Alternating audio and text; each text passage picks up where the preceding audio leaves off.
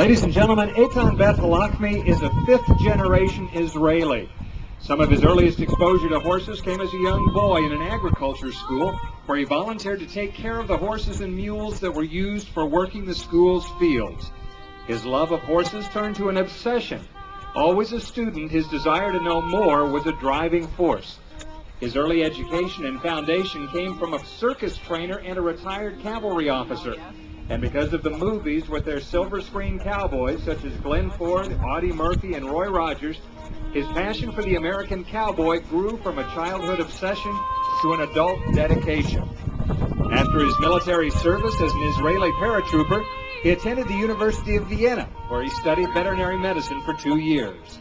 During that time, he cleaned stalls at the Spanish riding school in Vienna. Being a keen observer, the seed was planted. It was the call of the American West, as portrayed by the Hollywood cowboy, the horses and its code and lifestyle that brought Eitan to the United States. Here he continued his education at UC Davis in California. He also began his career as a dedicated horseman. He has trained and ridden many of the breeds popular here in the U.S.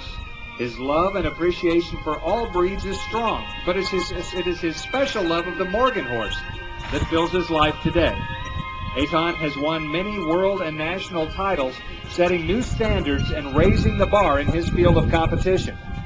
After his honorary performance representing the United States in the closing ceremony at the World Equestrian Games in Aachen, Germany in 2006, with his beloved Morgan Stallion Santa Fe Renegade, who is here with him this weekend, Eitan remarked, "I have truly lived my dream. It was all leading to this moment."